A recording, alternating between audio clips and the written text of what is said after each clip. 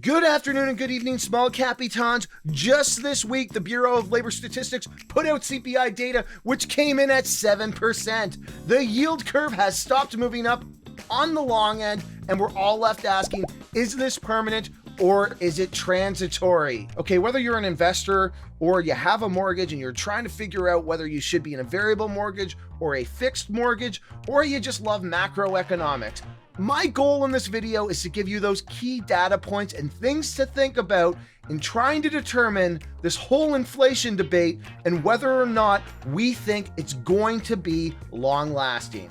But as always, before I get into it, please hit that like button, subscribe, and ring that notification bell because we want to keep making more of these videos. And if we grow our audience, we're gonna keep doing it. Okay, so retail inflation just hit a 4-decade high, rising over the last month, but still matching Wall Street expectations. Okay, so the December CPI data came in at 7% year over year, up 0.5% for the month, which is almost exactly where economists predicted the print would come in at. The core CPI, which excludes food and energy, came in at 5.5%, the highest it's been since 1991, and 0.6% for the month, which is also essentially in line with expectations. The last time that CPI was this high, you got to go back to 1982. So to give some context, that year, the Commodore 64 was released, E.T. hit theaters, and Michael Jackson introduced an album called Thriller. So in case you have not been following macroeconomics at all, and you're trying to figure out how we got here, well, the answer in short is lots and lots and lots of quantitative easing. In short, quantitative easing is when your central bank or the Federal Reserve announces that they're going to start buying up treasuries or government debt and adding them to the central bank's balance sheet. Quantitative easing was very popular back in 2008-2009 when the US recapitalized their banks after a housing crash. The Federal Reserve announced 3 rounds of quantitative easing where they purchased up treasuries and mortgage-backed securities, put them on their balance sheet, and relit the economy out of recession. And then we never really heard about it until March 2020 when there was this little virus that came along and the global economy was forced to come to a total halt. The next thing we know, the US is offering all sorts of stimulus and relief packages. These stimulus packages not only included support for hospitals, healthcare workers, and support for businesses shut down, but they also included $1,200 stimulus checks being sent to Americans in the form of what economists like to call a helicopter drop of cash, which not only resulted in an expanded balance sheet for the Federal Reserve, also saw the US increase their money supply by over 30% over an 18-month period. At the time, I wrote a piece implying that hyperinflation could be a possible outcome, reminding people that GDP is equal to velocity times money supply.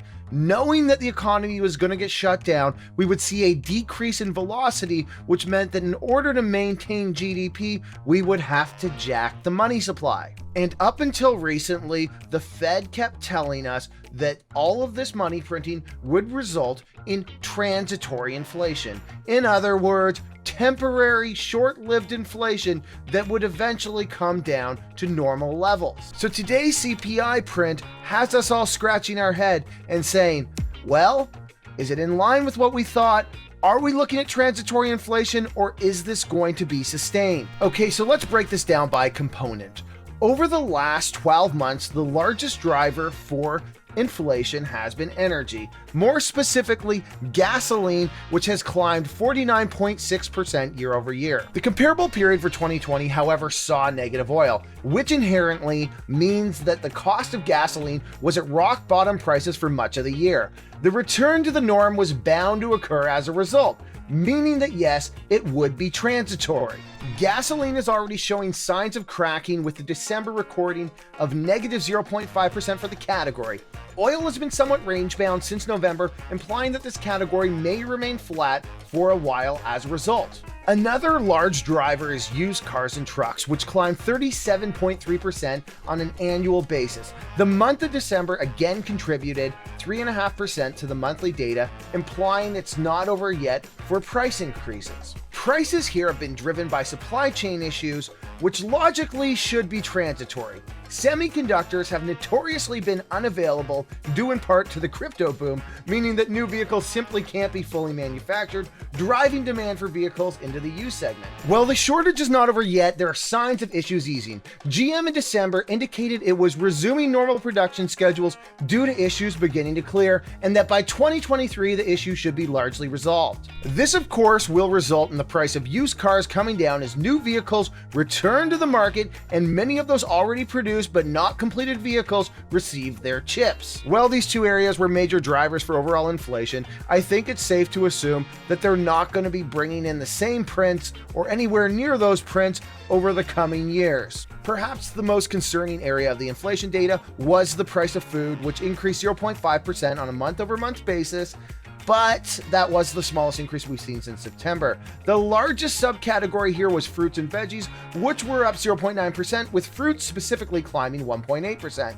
On a year-over-year basis, the price of food rose 6.3%. It should be noted here that food experienced the largest year-over-year rise since 1982, which is hard to ignore. And then, of course, there is the issue of shelter, which most people misunderstand. Rather than being based on real estate prices for a typical family home, it is instead focused on the price of rent. This is because the Bureau is focused on consumption items and not investment, or at least that's how it's justified. On the topic of shelter, price here is calculated via two sub-indexes. The first is rent of primary residence, which is based on what consumers pay for the house they rent.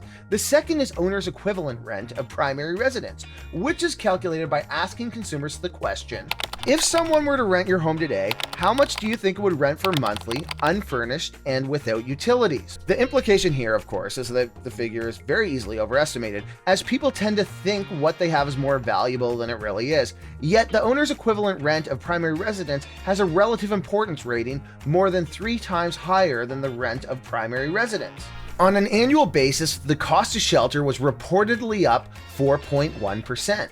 Lodging away from home, a subcategory, was notably up 23.9%. However, this can be explained by travel resuming when compared to the year ago period, which again is probably transitory. So have we hit peak inflation, or are we near it? From a survey that Bloomberg put out with a group of economists, it looks like we have either hit it or we're certainly near that point. Overall, there are signs that point to inflation in fact being transitory, much to the disappointment of Zero Hedge and its legion of scumbag followers. That being said, we aren't about to sit here and say that the data presented under CPI is entirely trustworthy, because quite frankly, it's calculated to favor lower figures. And look, everybody who's getting all the headlines in media right now is slamming down this idea that we're going to keep seeing these big permanent numbers because that's what the media wants to hear. People who talk about tail risks get headlines, they get clicks. We run a media platform over at thedeepdive.ca, and we have been guilty of this in the past. The article I mentioned earlier, I mentioned hyperinflation being a likely outcome from all this money printing. Well, here I am sitting here eating crow, talking about how I think that the likely scenario here is that we're going to work our way back towards a more reasonable level of inflation, likely closer to that 3 to 2% within the next 18 months. All right, guys, I appreciate each and every one of you who made it through this video. I had to deal with my son screaming in the background and yelling multiple times as I tried to record this. So I'm going to take one big swig of steam whistle here and take a breath, because we'll be doing this again in a month, analyzing the data just for you, our loyal subscribers and viewers. All right. Thank you, everybody.